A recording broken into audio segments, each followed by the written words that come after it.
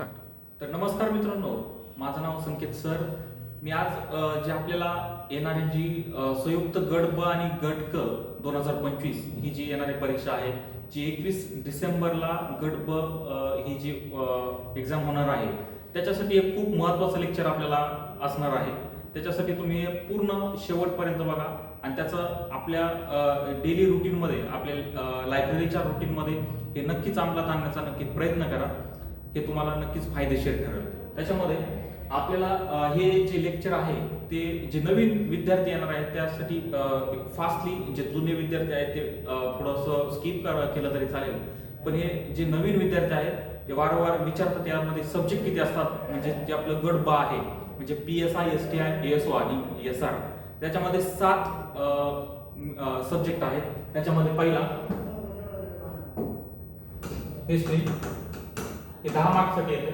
त्यानंतर जिओग्राफी हे 10 मार्क्ससाठी. त्यानंतर सायन्स हे 15 मार्क्ससाठी. त्यानंतर इकॉनॉमिक्स हे देखील 15 मार्क्ससाठी. त्यानंतर क्वालिटी हे देखील 15 मार्क्ससाठी. त्यानंतर करंट हे देखील 15 मार्क्ससाठी. आणि आपलं राहिलं मॅथ अँड रिझनिंग हे 20 मार्क्ससाठी. म्हणजे असं टोटल हे आपलं 100 मार्क्ससाठी त्याचं वेटेज हे असं हे आयोगानेच ठरवून दिलेलं आहे की जे आपले प्रिव्हियस इयर क्वेश्चन जेवढे आहेत क्वेश्चन पेपर्स त्यानुसार हे जे सब्जेक्टचं वेटेज ते आपण ठरवून घेतलेलं आहे मनासाठी. त्यासाठी हे खूप महत्त्वाचं असणार आपल्यासाठी. याच्यामध्ये सगळ्यात रिझल्ट देणारे सब्जेक्ट म्हणलं तर हे 2 सब्जेक्ट खूप महत्त्वाचे आपल्याला ठरणार आहेत. ते म्हणजे आपले करंट आणि मॅथ आणि रिझनिंग. हे तुम्ही खूप आवर्जून, हे खूप महत्त्वाचे आहेत. त्यामध्ये असं म्हणलं जातं की रिझल्ट जर घ्यायचं म्हणलं तर करंट आणि मॅथ रिझनिंग हे तुम्हाला चांगल्या प्रकारेच करावं लागेल. त्याच्या मागे पण रिझन आहे. ते म्हणजे करंट म्हणजे त्याला एक आवाका म्हणजे असं फिक्स ठेवलेलं नाही की ते जागतिक पासून ते आपल्या महाराष्ट्रापर्यंत ते कोणताही क्वेश्चन आपल्याला विचारू शकतात. त्याच्यासाठी त्याचा जो सिलेबसचा जो आवाका आहे तो खूप मोठा असल्यामुळे तो आपल्याला सगळ्यांना सहसा जड जाणारा सब्जेक्ट आहे. त्यानंतर दुसरा राहिला मॅथ अँड रिझनिंग. ते पण सहसा थोडं अवघडच असल्यामुळे त्याच्यावर देखील आणि मार्क्सचं वेटेज हे त्याला जास्त असल्यामुळे तो आपल्याला नक्कीच तो रिझल्टसाठी आपल्याला महत्त्वाचा ठरतो. ठीक आहे. त्यानंतर पुढचा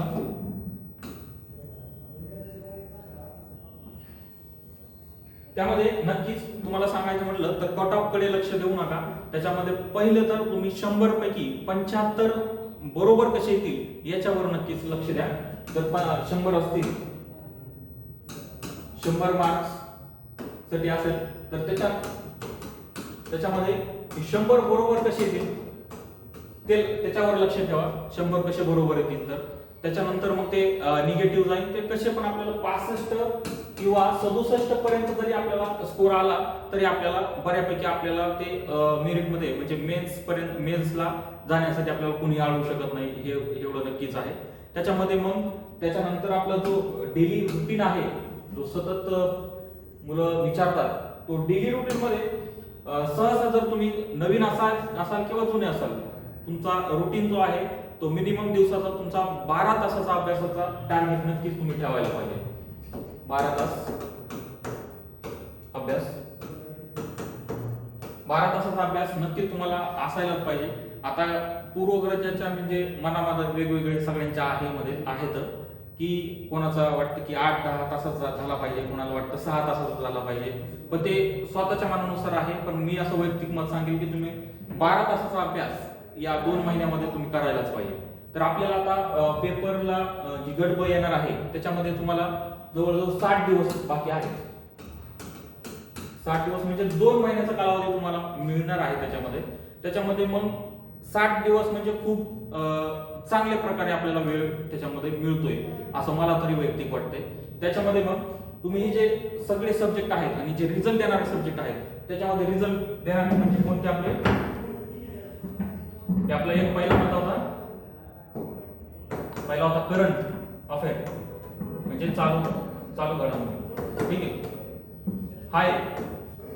आणि सेकंड होता आपला मॅथ रिझनिंग. याच्यामध्ये हे 2 सब्जेक्ट तुम्ही रोज करायला पाहिजेत असं माझं मत आहे. की करंट म्हणजे चालू घडामोडीचा रोज 1 तास तुम्ही रोज त्याला द्यायलाच पाहिजे.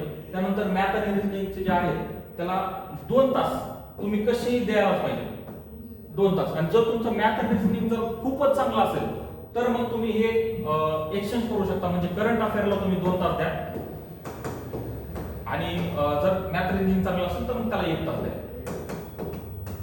पण जर सहसा जर थोडंफार वीक असेल मॅथ रिजनिंग मध्ये तर त्याला 2 तास तुम्ही कंटिन्युअसली त्याच्यामध्ये तुम्ही देतच चाला. आणि त्याच्यानंतर जे आपला जीएसचा भाग आहे बाकीचे, तो जीएसचा भाग जे 5 विषय राहतात जीएसचे, त्या विषयामध्ये मग तुम्ही किमान 7 ते 8 तास जरी दिला या बाकीच्या जीएसच्या सब्जेक्टला तरी सफिशियंट आहे.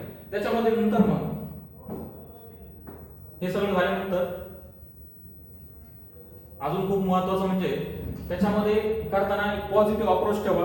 कारण आपण अभ्यास करत असताना खूप महत्त्वाचे म्हणजे असे विचार आपल्या मनामध्ये सतत चालू राहतात. ते विचार म्हणजे ते सगळ्यात आपले बॅड थिंग म्हणता येईल की आपले निगेटिव्ह विचार. ते निगेटिव्ह विचार दूर करून आपल्याला पॉझिटिव्ह अप्रोच आपल्या जीवनामध्ये कसं करता येईल तेवढा नक्कीच प्रयत्न करा. कारण निगेटिव्ह विचार कशा आल्यानंतर मग ते डिप्रेशन मध्ये ते माणूस जातं मग ते त्याच्यासाठी मग तुम्ही ते पॉझिटिव्ह अप्रोच नक्कीच ठेवा. सकाळी 10 मिनिट मेडिटेशन करा, मिनिमम 10 मिनिट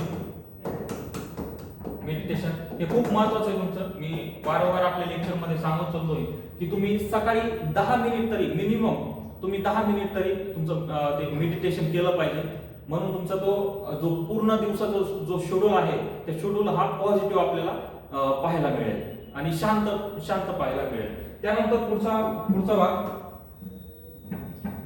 रोज एक अभ्यास करताना दुसरा म्हणजे आता पेपर जवळ आला म्हटल्यावर रिव्हिजन प्लस तुमचं क्वेश्चन सॉल्व.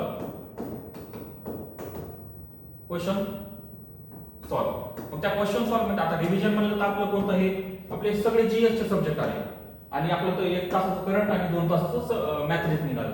त्यानंतर मग हे जे क्वेश्चन सॉल्विंग आहे त्याच्यामध्ये पहिले येतात मग आपले पीवायक्यू म्हणजे प्रिव्हियस इयर क्वेश्चन जे आपले इथून मागचे सगळे आयोगाचे पेपर झालेले आहेत ते परत सोडवा आणि त्याचं विश्लेषण करत चला. त्यानंतर आपली आहे टेस्ट सिरीज हे जे आहे टेस्ट सिरीज ते पण आता मार्केटमध्ये वेगवेगळ्या अशा चांगल्या क्लासच्या अशा वेगवेगळ्या टेस्ट आहेत, बऱ्यापैकी आहेत. त्याच्या तुमच्याच मनानुसार ती चांगली एक टेस्ट निवडा आणि किमान रोज एक किमान तुम्ही ती नक्की टेस्ट सिरीज सोडवली पाहिजे. आणि ती 11 ते 12 माझं असं वैयक्तिक मत आहे की 11 ते 12 या वेळेतच तुम्ही ती सोडवायला पाहिजे. कारण आपला आयोगाचा टाइम देखील हाच आहे आणि त्या टाइमची आपण सवय ती आपण 2 महिन्या अगोदरच लावायला पाहिजे असं मला नक्कीच वाटतं. त्यानंतर पीवायक्यू झाले. पीवायक्यू जर करायचे असेल तर आता मार्केटमध्ये असे वेगवेगळे अकॅडमीचे भरपूर पुस्तक आलेले होते. 21,000 15,000 काय ते 25,000चं आलेलं आहे. त्याचं विश्लेषणाचे आहेत आणि पेपरचं आहेत. त्याच्यानंतर मी असा वैयक्तिक सल्ला देईन तुम्ही प्रिव्हियस म्हणजे जे पाठीमागचे जे आहेत ते 5 वर्षाचे जरी केले पण ते क्वेश्चन पेपर घ्यायचे आणि त्या क्वेश्चन जे आहेत त्याचं स्पष्टीकरण म्हणजे जे विश्लेषण असतं ते स्वतःच करायचं. आपल्या पुस्तकाचा जो सोर्स घ्यायचा आपल्या जो डेली आहे त्या सोर्स घेऊन आपणच त्या क्वेश्चनचं विश्लेषण करत चालायचं. ठीक आहे. त्याच्यामध्ये मग जे आपले बेसिक जे बुक सोर्स आहेत ते सगळ्यांना जर तुम्हाला माहित असतील पण परत एकदा सांगतो मी तुम्हाला. हिस्ट्रीसाठी आपलं महाजन सरांचं आहे, महाजन सर किंवा मग आपले गाठाळ सर आहेत. हे 2 सब्जेक्ट पैकी एकच करा, कोणतंही एकच तरी सफिशियंट होईल आपल्यासाठी. त्यानंतर आपला जिओग्राफी आहे. जिओग्राफीसाठी आपले सौदी सर आहेत किंवा मग दीपस्तंभ प्रकाशन आहे. दीपस्तंभ हे पहिलं म्हणजे ऐकून घ्या. मी कोणत्या क्लासची मार्केटिंग करत नाही.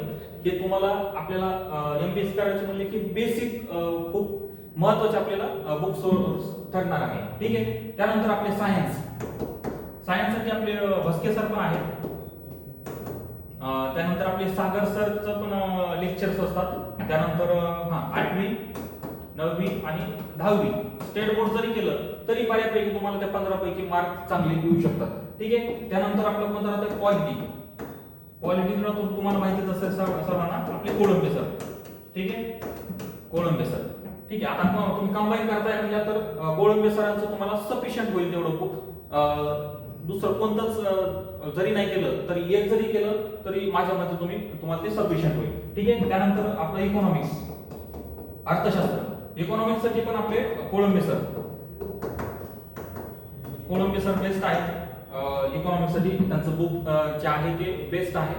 अजून तुमच्या क्लास वरचे किंवा दुसऱ्या प्रकाशनचे पण तुम्ही घेऊ शकता, पण ते स्वतःला म्हणजे करायचे तर एकच करा कोणतं पण, असं माझं वैयक्तिक मत राहील. त्यानंतर आपलं कोणतं राहिलं, करंट. चालू घडामोडी. चालू घडामोडी त्याच्यासाठी आपलं पहिलं तर सिम्प्लिफाईड आहे. सिम्प्लिफाईड हे महिन्याला येतं आणि सॉरी 3 माहीचं येतं किंवा एअरबुक येतं त्या सिम्प्लिफाईडचं. आणि दुसरं म्हणजे पृथ्वी परिक्रमा हे मासिक येतं. ते पण तुम्ही या दोन्हीपैकी एकच करा. पण दोन्ही न करता फक्त दोन्हीपैकी एकच करा. आणि त्याचं आपलं शेवटचं राहणार आपलं मॅथ रिझनिंग. हा खूप महत्वाचा जे सब्जेक्ट राहणार आहे. त्याच्यासाठी कोणत्याही फक्त बुक न घेता कोणत्याही सरांचे लेक्चर्स ते परचेस करा असं म्हणेल, किंवा कुठे क्लास जॉईन करा. आणि या सब्जेक्टसाठी तुम्हाला तो खरंच महत्वाचा राहणार आहे. त्यासाठी तुम्ही ते एखाद्या सरांचं लेक्चर ज्यात बऱ्यापैकी आहेत ज्यांचं तुम्हाला समजेल असं ते क्लास तुम्ही जॉईन करा असं वैयक्तिक मत आहे. त्यानंतर पुढचा जे काही गोष्टी राहणार आहे त्याच्यामध्ये पेपर सॉल्व्हिंगच्या बाबतीत राहील.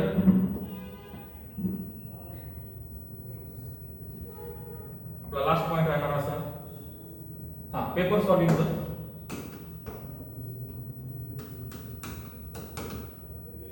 पेपर सॉल्व्हिंगचं म्हणलं तर आपल्याला मिळतात किती 60 मिनिट. बरोबर. 60 मिनिट मध्ये आपल्याला किती क्वेश्चन सोडवायचे तर 100 क्वेश्चन्स. 100 क्वेश्चन साठी 60 मिनिट सोडवायचे. याच्यामुळे ही कंबाईन अवघड आहे. राज्यसेवेच्या प्रिलिम पेक्षाही कंबाईन प्री अवघड का म्हणलं जातं तर या वेळेसाठी म्हणलं जातं. ते 100 क्वेश्चन साठी म्हणलं जात नाही तर त्या वेळेसाठी म्हणलं जातं. त्याच्यामध्ये मग असं टार्गेट ठेवायचं बेसिक आपलं टार्गेट की सुरुवातीला हे 40 मिनिट जे आहेत ना ते 40 मिनिट आपलं जीएस वर खर्च करायचे. जीएस पूर्णतः म्हणजे आपले जे सगळे 6 सब्जेक्ट आहेत ते सगळे जीएस चे कव्हर करायचे. आणि जे उरलेले आपले जे 20 मिनिट आहेत 20 मिनिट जे आहेत त्या 20 मिनिटांमध्ये मग आपलं फक्त मॅथ आणि रिझनिंग करायचं. मॅथ आणि रिझनिंग कारण हे खूप आपल्याला महत्त्वाचे ठरणार आहे. आणि हे 20 मिनिट म्हणजे 20 मार्काला मॅथ आणि रिझनिंग असल्यामुळे 20 मिनिट म्हणजे प्रत्येक क्वेश्चनला प्रत्येक क्वेश्चनला 1 मिनिट आपल्याला मिळतो. ठीक आहे. त्याच्यानंतर मग जे आपले 40 मिनिट आहेत जे जीएस चे जवळजवळ 6 सब्जेक्ट त्यामध्ये कव्हर करायचे आपल्याला म्हणजे किती 80 क्वेश्चन आपल्याला त्या 40 मिनिटांमध्ये कव्हर करायचे म्हणलं तर महत्त्वाचं म्हणजे हे कसे काही जीएस मध्ये काही क्वेश्चन हे हार्ड पण येतात आणि काय खूप इझी पण येतात. मग त्या इझी कसे जे आपल्याला बघताच क्षणी त्याचं उत्तर आपल्याला माहित असतं.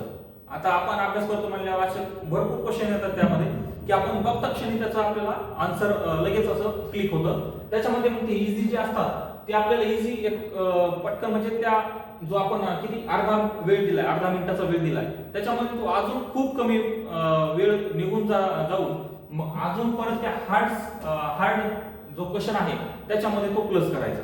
म्हणजे 40 जे मिनिट आहेत त्या 80 क्वेश्चन साठी ते सफिशियंट आहेत असं माझं मत आहे.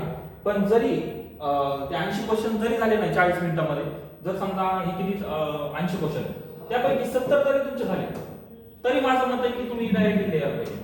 ते 10 स्किप करा तात्पुरते का होईना आणि या 20च्या मॅथ रिझनिंग करूया. आणि या मॅथ रिझनिंग मध्ये पण तसंच आहे सेम. काही हार्ड येतात तर काही खूप इझिली येतात. म्हणजे साहजिकच आपण मॅथ रिझनिंग केल्यानंतर खूप हार्ड येणार आणि इझी येणार. आणि ते इझी म्हणजे कसे ते आपल्याला बघता क्षणी त्याचं उत्तर लवकर क्लिक होणार. त्याला आपल्याला 1 मिनिट देण्याचा वेळ गरज नाही पडणार. आणि हे 20 मिनिट जे आहेत ते कदाचित जर 18 मिनिटामध्ये जर आपले हे 20 क्वेश्चन जर झाले तर हे 2 मिनिट हे परत ह्या 10 क्वेश्चनसाठी तुम्ही परत तुम्ही त्याच्यावर येऊ शकता. त्यासाठी हे खूप महत्वाचं आहे. हे टाइम ऍडजस्टमेंट जे आहे ना ते सर्वांना जमत नाही. त्यासाठी याच्यावर तुम्ही नक्कीच भर द्या आणि रोज 11 ते 12 ही वेळ फिक्स ठेवा की आपल्याला एक कोणती टेस्ट सिरीज जॉईन करायची आणि या वेळेत आपल्याला ती नक्की सोडवायची आणि त्याच्यानंतर 1 तास आपलं त्या पूर्ण टेस्ट सिरीजचं म्हणजे पूर्ण क्वेश्चनचं आपल्याला विश्लेषण हे स्वतःला करायचंय. हे तुम्ही नक्कीच लक्षात ठेवा. त्यासाठी बेसिक आय थिंक सगळे क्वेश्चन्स जेवढे विद्यार्थ्यांनी मला मागणी केली होती त्याच्यावर मग मी पूर्ण करण्याचा नक्कीच प्रयत्न केलाय. जर काही अजून जर काही अडचण असेल तर मी डिस्क्रिप्शन मध्ये माझा कॉन्टॅक्ट नंबर देत आहे. तर तुम्हाला काही अडचण आली किंवा जे आपलं कमेंट बॉक्स आहे त्याच्यामध्ये पण तुम्ही मला नक्कीच विचारू शकता. ठीक आहे. तर तुम्हाला सर्वांना येणाऱ्या परीक्षेसाठी ऑल द बेस्ट. थँक्यू.